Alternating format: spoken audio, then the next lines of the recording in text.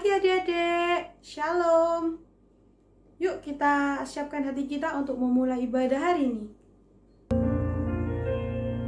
Give thanks with a grateful heart. Give thanks to the Holy One. Give thanks because He's given Jesus Christ.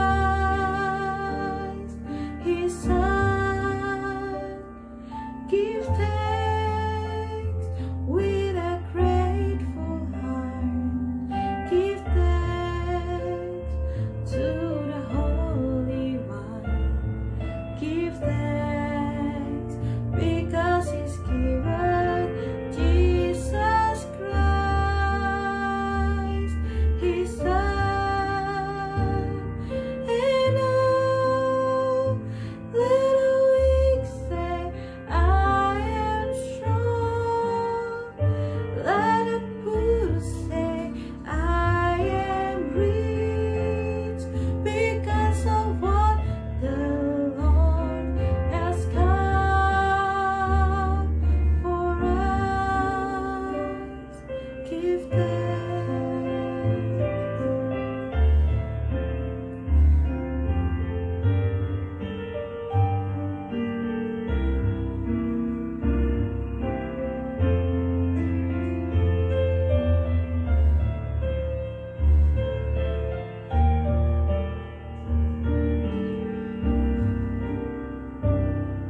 Give thanks with a grateful heart. Give thanks to the Holy One. Give thanks because He's given Jesus Christ, His Son. Give thanks with a grateful heart. Give thanks to the Holy One. Give thanks because He's given Jesus Christ, His Son. And oh, let the weak say, I am strong. Let the poor say, I am rich, because of what the Lord has come for us. And oh, let the weak say, I am strong. Let the poor say, I am rich, because of what the Lord has come for us. Give thanks. Adik-adik, ayo kita akan mau berdoa. Lipat tangan, tutup mata, kita akan berdoa. Tuhan Yesus, terima kasih Tuhan atas hari baru yang Engkau beri Tuhan. Karena itu kami dapat berkumpul kembali Tuhan di ibadah online hari ini Tuhan, untuk memuji dan menyembah-Mu Tuhan. Kiranya Tuhan menyertai ibadah ini dari awal hingga akhirnya Tuhan. Hanya di dalam nama-Mu Tuhan kami berdoa dan mengucap syukur. Haleluya, amin. Yuk adik-adik kita sama nyanyi dalam nama Yesus ya. Jadi boleh sambil tepuk tangan.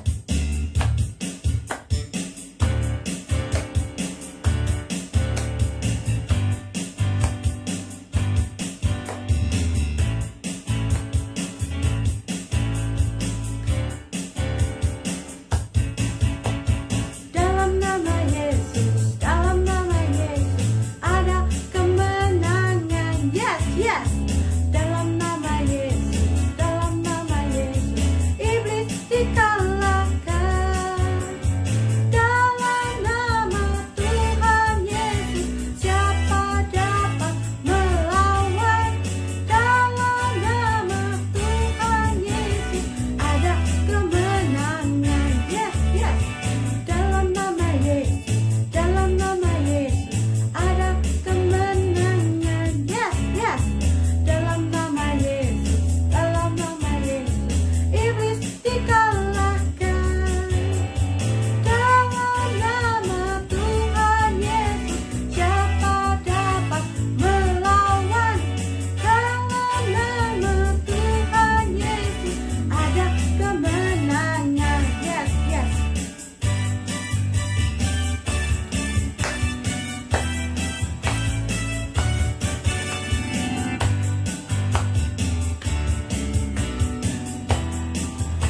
ya adik-adik.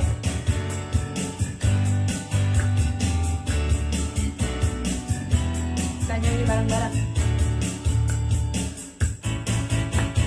Dalam nama Yesus, dalam nama Yesus ada kemenangan. Yes, yes. Dalam nama Yesus, dalam nama Yesus iblis dikalahkan. Dalam nama Tuhan Yesus siapa dapat melawan?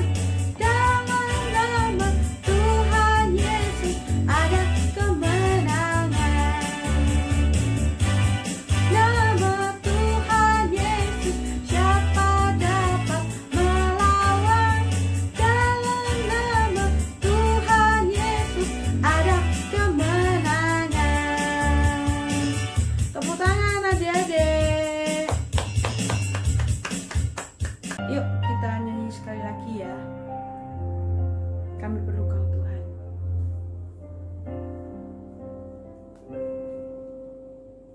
Kemanakah kami mencari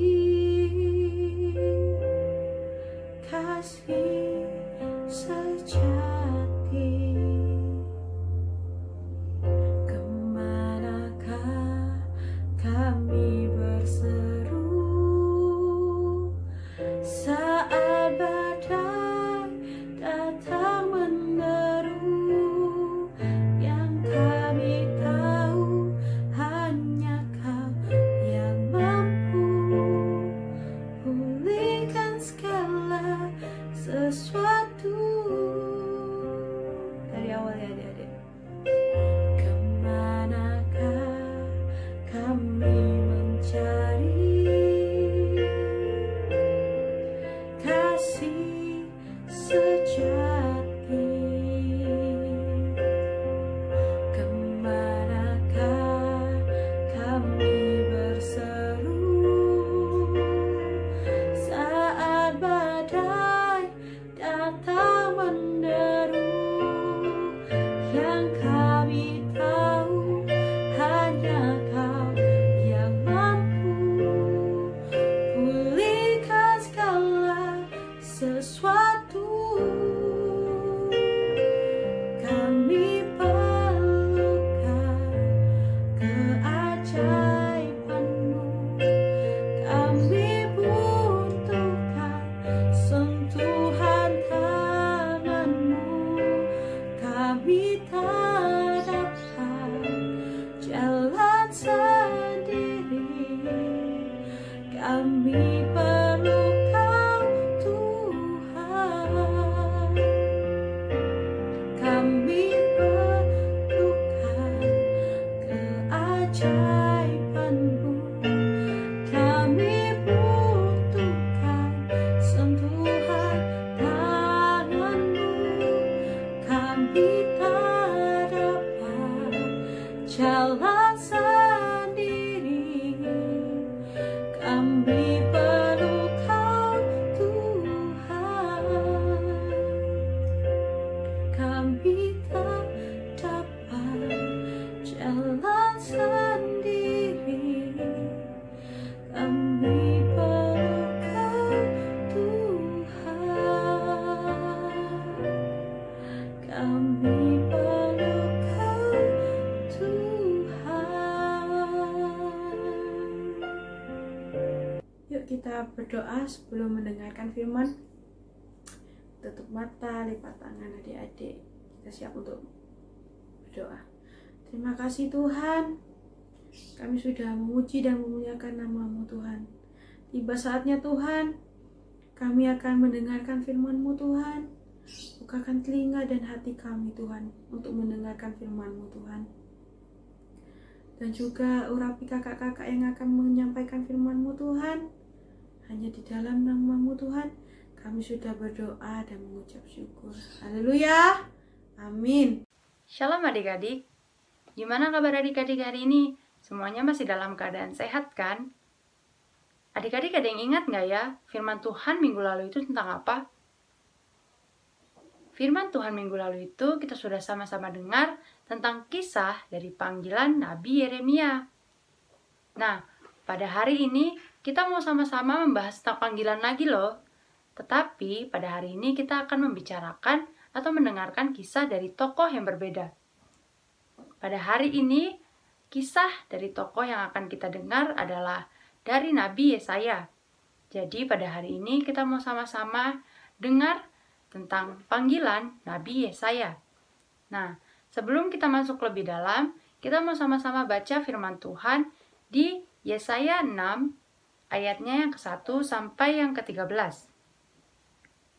Yesaya 6 ayatnya yang pertama sampai ke-13. Kita mau baca bersama-sama ya. 1, 2, 3. Yesaya mendapat panggilan Allah. Dalam tahun matinya Raja Uzia, aku melihat Tuhan duduk di atas tahta yang tinggi dan menjulang, dan ujung jubahnya memenuhi bait suci. Para serafim berdiri di sebelah atasnya, masing-masing mempunyai 6 sayap.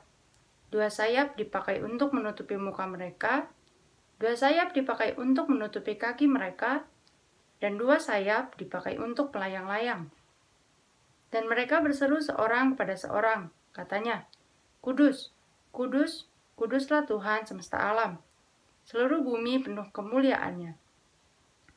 Maka bergoyanglah alas ambang pintu disebabkan suara orang yang berseru itu, dan rumah itu pun penuhlah dengan asap.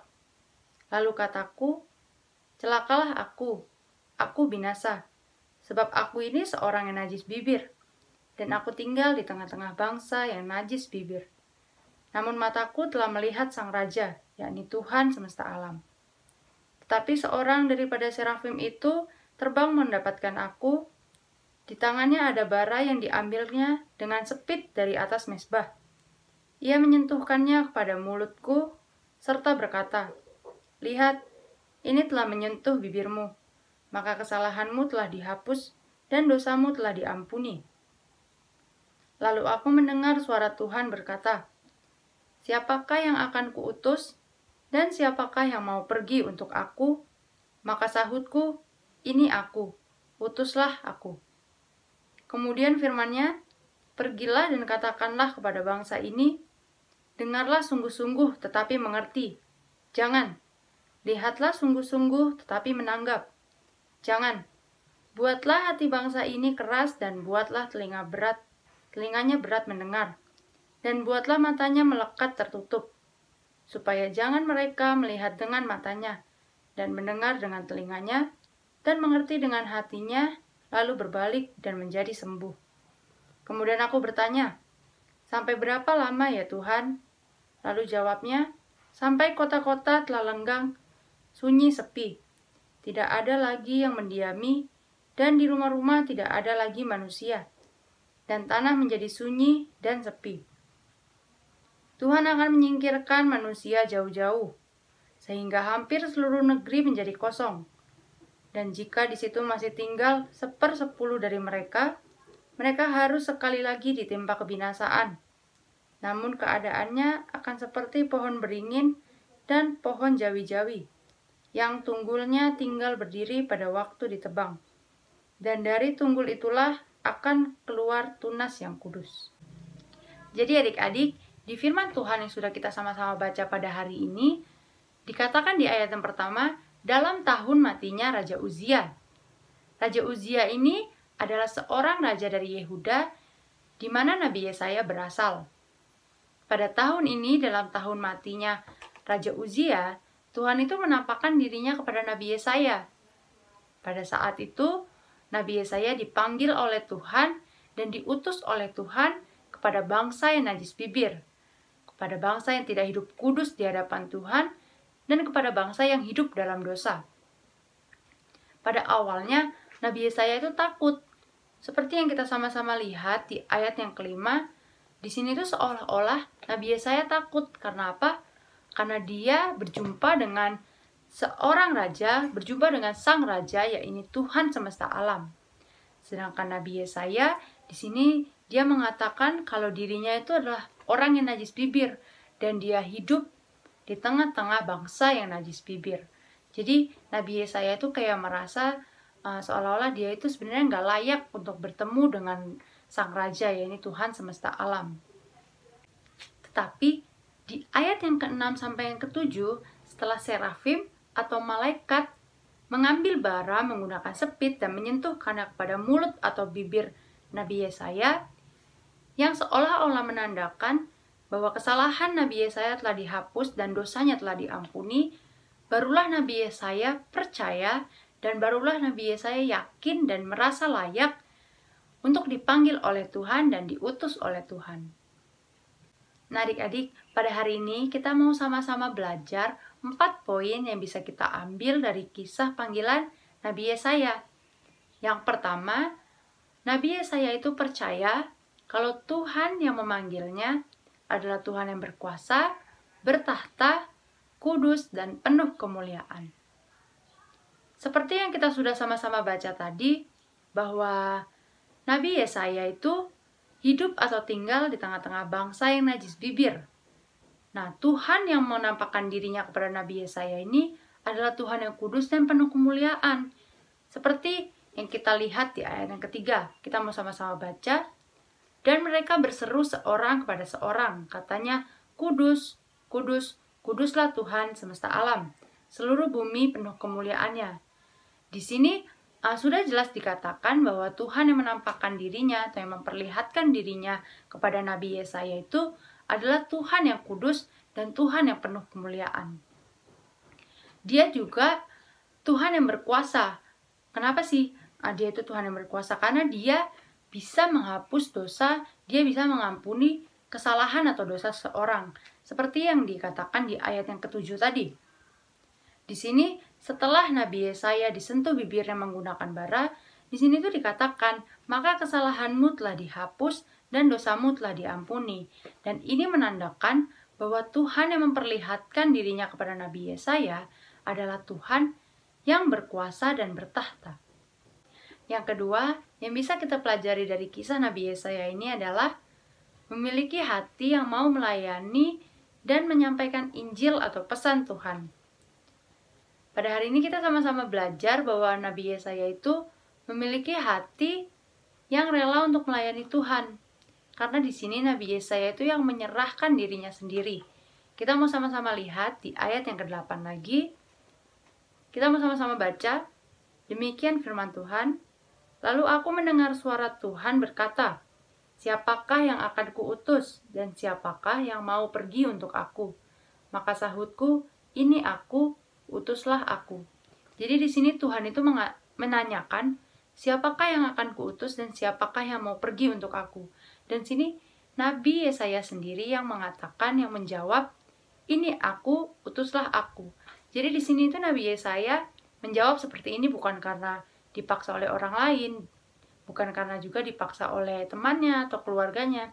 Tapi di sini Nabi Yesaya sendiri yang mengatakan kemauannya itu.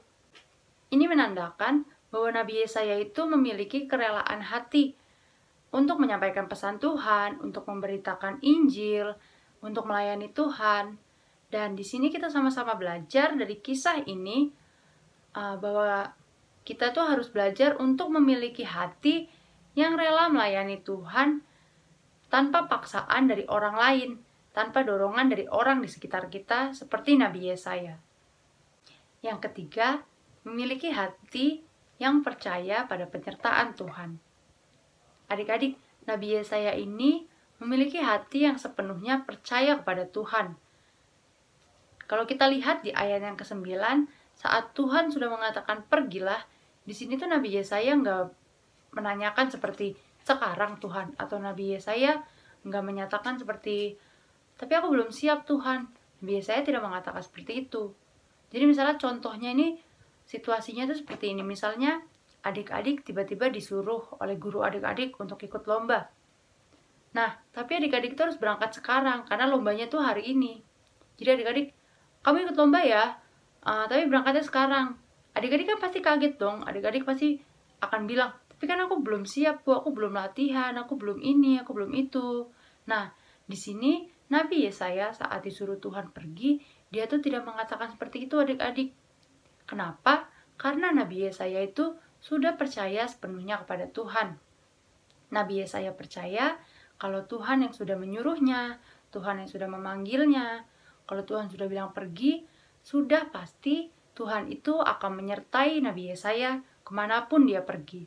Sudah pasti Tuhan itu akan menolong Nabi Yesaya. Nah, karena kita punya Tuhan yang begitu besar, kita punya Tuhan yang selalu menyertai kita, di sini kita harus sama-sama belajar seperti Nabi Yesaya.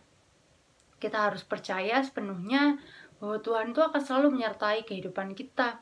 Apalagi kita orang-orang yang sudah dipilih Tuhan, yang mau mendengarkan perintah Tuhan, yang mau melakukan perintah Tuhan, sudah pasti Tuhan itu akan selalu menyertai kita dan memberikan perlindungan bagi setiap kita.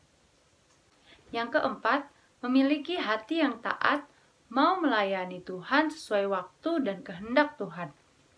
Nah, adik-adik, di ayat yang ke-11 ini, Nabi Yesaya itu bertanya kepada Tuhan tentang berapa lama sih dia itu harus melakukan perintah yang Tuhan suruh itu atau perintah yang Tuhan berikan itu. Nah, di sini menandakan bahwa Nabi Yesaya itu adalah orang yang taat kepada Tuhan. Dia akan melakukan saat Tuhan sudah mengatakan pergi, dan dia juga akan berhenti ketika Tuhan sudah mengatakan berhenti. Nabi Yesaya itu bertindak sesuai kemauan Tuhan, sesuai waktu dan kehendak Tuhan yang Tuhan berikan kepadanya. Nah, adik-adik, kita sama-sama belajar untuk mau taat, mengikuti waktu dan kehendak yang Tuhan berikan pada kehidupan kita. Karena kita tahu waktu Tuhan itu adalah yang terbaik dalam kehidupan kita, dan kehendak Tuhan pun adalah yang terbaik dalam kehidupan kita. Walaupun mungkin kehendak yang Tuhan berikan itu berbanding terbalik dengan kehendak yang kita mau, tapi kita semua harus sama-sama percaya, kita semua harus sama-sama belajar dan mau mengikuti apa yang sudah Tuhan berikan itu. Karena apapun yang sudah Tuhan berikan dalam kehidupan kita itu sudah pasti yang terbaik bagi kita semua. Nah, adik-adik, pada hari ini kita sudah sama-sama mendengar kisah tentang panggilan Nabi Yesaya.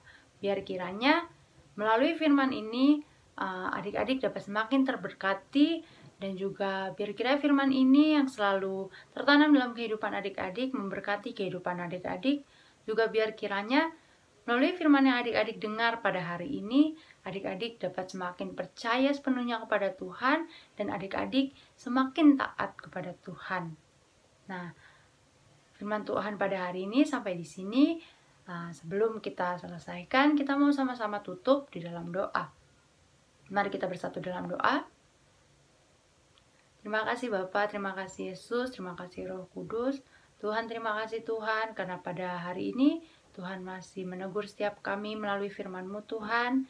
Biar kiranya Tuhan, setiap firman yang sudah adik-adik dengar Tuhan dapat tertanam Tuhan, bahkan bertumbuh Tuhan dan berbuah dalam kehidupan adik-adik Tuhan. Juga biar kiranya buahnya Tuhan dapat memberkati orang-orang di sekitarnya Bapa. Dan Tuhan, biar kiranya melalui firman ini juga Tuhan, kami semakin dikuatkan, kami semakin percaya akan waktu Tuhan, kami semakin percaya akan kehendak-Mu juga Tuhan. Biar kiranya melalui firman yang sudah kami dengar ini Tuhan, kami semakin percaya sepenuhnya bahwa kehidupan kami ada di dalam tangan-Mu, Engkau yang selalu menyertai kami Tuhan. Biar kiranya kami juga selalu dikuatkan ya Bapa. Dan Tuhan, pada hari ini Tuhan, kami juga mau berdoa ya Bapa, biar kiranya Tuhan yang pulihkan keadaan bangsa kami Bapa. Biar kiranya Tuhan, pandemi ini bisa cepat berlalu Tuhan.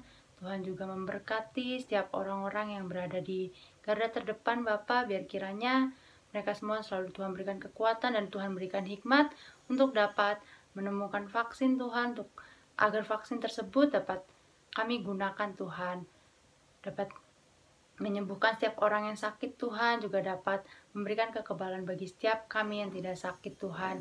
Dan Tuhan, kami juga mau berdoa untuk sekolah kami Tuhan, biar kiranya walaupun kami sekolah dari rumah Tuhan, biar kiranya kami dapat mengerti setiap pelajarannya Tuhan, dan kami tetap bisa mendapatkan hasil yang terbaik Bapa. Terima kasih Tuhan, terima kasih Yesus. Kami serahkan kehidupan kami lebih lagi ke dalam tangan-Mu Bapa.